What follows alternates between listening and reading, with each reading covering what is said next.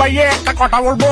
কি আজকে আজকে কি আজকে আমার মন ভালো নেই। রাখ রাখ রাখ রাখ ভালো নেই, ভালো নেই, মন ভালো নেই। আজকে আমার মন একদম ভালো নেই।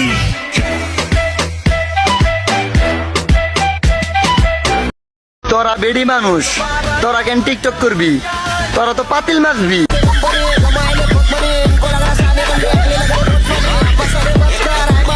একদিন আমি খুব স্পিডে ফেসবুক চালাচ্ছিলাম, হঠাৎ করে ইউটিউবের সাথে ধাক্কা খেয়ে কয়লার দোকানে পড়ে গেলাম।